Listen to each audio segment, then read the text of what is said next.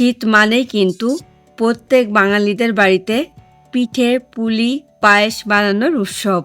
তাই আজকে আমি আপনাদেরকে একটা ট্র্যাডিশনাল পিঠে বানিয়ে দেখাবো, আর সেটা হলো চুষি পিঠে।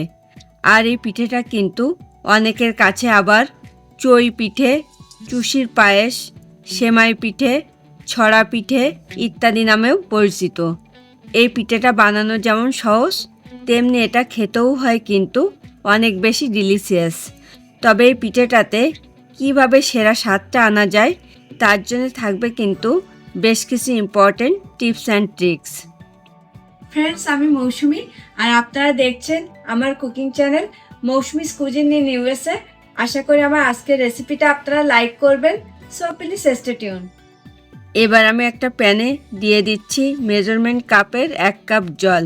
স্পেশালি এই চুষি পিঠেটা পারফেক্টলি বানানোর জন্য কিন্তু যে পরিমাণ জল নেবেন তার থেকে সামান্য একটু কম চালের গুঁড়ো নিতে হবে। এখন আমি এটাকে ঢেকে রেখে দেব যতক্ষণ না জলটা খুব ভালো করে ফুটে উঠছে। দেখুন, জলটা কিন্তু খুব ভালো করে ফুটে উঠেছে। আর এ পর্যায়ে আমি এখানে অল্প অল্প করে 3/4 কাপ পরিমাণ চালের গুঁড়ো অ্যাড করে খুব ভালো করে মিশিয়ে নিচ্ছি। তবে এই সময় আমি কিন্তু ওভেনের ফ্লেমটাকে মিডিয়াম টু লোতে রাখবো। আর এই কাইটাকে কিন্তু যত বেশি সফট করে বানিয়ে নেওয়া যাবে তাতে করে কিন্তু চুষিগুলো তত বেশি সফট হবে। এরপরে আমি এটাকে 5 মিনিটের জন্য ঢেকে রেখে দেব। তারপরে আমি কিন্তু নেক্সট স্টেপে চলে যাব। এই কাইটাকে কিন্তু গরম থাকা অবস্থাতেই খুব ভালো করে মেখে নিতে হবে, কারণ এই কাইটা যত বেশি সফট হবে তাতে করে কিন্তু পিঠেগুলো তত বেশি সফট হবে। আর যদি দেখেন যে এটা মাখার সময়ে হাতে খুব গরম লাগছে, সেক্ষেত্রে আপনারা কিন্তু হাতে একটু ঘি বা তেল মাখিয়ে নিতে পারেন। তাতে করে কিন্তু হাতে গরম কিছুটা হলেও কম লাগবে। এই পর্যায়ে এটা কিন্তু আমার মাখিয়ে নেওয়া কমপ্লিট। এখন আমি এই কাইটাকে অন্য একটা পাত্রে তুলে নিলাম। এরপরে আমি এটা থেকে পরিমাণ মতো কাই নিয়ে নিচ্ছি। এবার আমি একটা ভেজা ন্যাপকিন দিয়ে এটাকে ঢেকে রেখে দেব যাতে এটা ড্রাই না হয়ে যায়, কেননা চালের গুঁড়োর কাইটা কিন্তু দ্রুত ড্রাই হয়ে যায়। তাতে করে কিন্তু পিঠেগুলো কাটতে প্রবলেম হতে পারে। এরপরে আমি এটাকে প্রথমে একটা রোলের মতো করে বানিয়ে নেব। তারপরে আমি এটা থেকে ছোট বলের মতো কেটে নিয়ে এভাবে চুষির শেপ দিয়ে নিচ্ছি।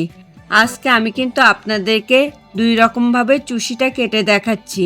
আর আমার আজকের এই রেসিপিটা আপনাদের ভালো লাগলে কিন্তু প্লিজ ভিডিওটাতে একটা লাইক এবং কমেন্ট করতে অবশ্যই ভুলবেন না। সেম ওয়েতে আমি কিন্তু বাকি সব চুষিগুলোকেও কেটে নেব। দেখুন, চুষিগুলো কিন্তু আমার কেটে নেওয়া কমপ্লিট। এখন আমি নেক্সট স্টেপে চলে যাব। এবার আমি একটা প্যানে দিয়ে দিচ্ছি মেজারমেন্ট কাপের 4 কাপ মিল্ক বা 1 লিটার মিল্ক ও 6টা এলাচ। এই এলাচটা অ্যাড করার কারণে কিন্তু পিঠেটা থেকে খুব সুন্দর একটা স্মেল বেরোবে। তবে আপনারা যদি এলাচের ফ্লেভারটা লাইক না করেন সেক্ষেত্রে কিন্তু এটাকে স্কিপ করতে পারেন। এখন আমাকে কিন্তু ওয়েট করতে হবে মিল্কটা একটু ফুটে ওঠার জন্যে। দেখুন, মিল্কটা কিন্তু অলরেডি ফুটতে শুরু করে দিয়েছে। আর এই পর্যায়ে আমি এটাকে কিন্তু কন্টিনিউয়াসলি নাড়তে থাকবো, তা নাহলে মিল্কটা উতলে পড়ার চান্স অনেকটাই বেশি থাকবে। এখন আমি এটাকে আনুমানিক 10 মিনিট মতো কুক করে নেব।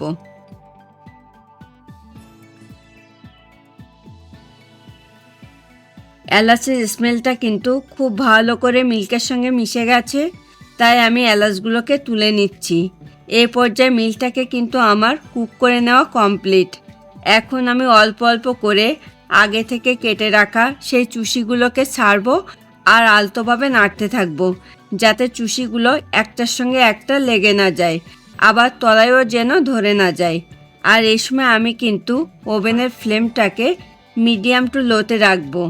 এই পর্যায়ে আমি এটাকে 10 মিনিট মতো কুক করে নেব। তাতে করে কিন্তু চুষিগুলো পারফেক্টলি সেদ্ধ হয়ে যাবে। এরপরে আমি এখানে অ্যাড করব 1/4 টিস্পুন নুন।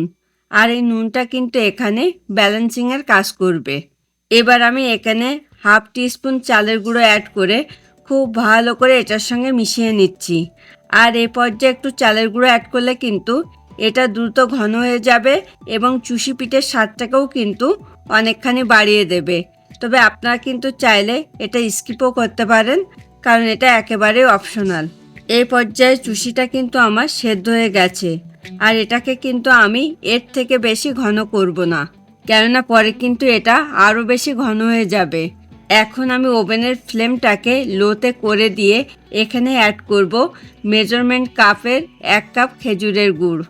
আর আপনারা যেমন চুষি পিঠাটা মিষ্টি খেতে পছন্দ করেন, সেই বুঝে কিন্তু এখানে গুড়টাকে একটু কম বেশি করে নিতে পারেন। আবার এখানে গুড়ের পরিবর্তে সুগারও অ্যাড করতে পারেন।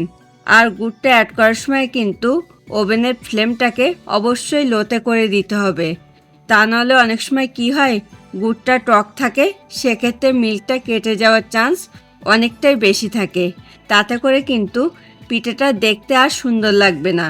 এখন আমি ওভেনটা অফ করে দিয়ে এটাকে স্ট্যান্ডিং টাইমে এভাবে 10 মিনিট মতো রেখে দেব।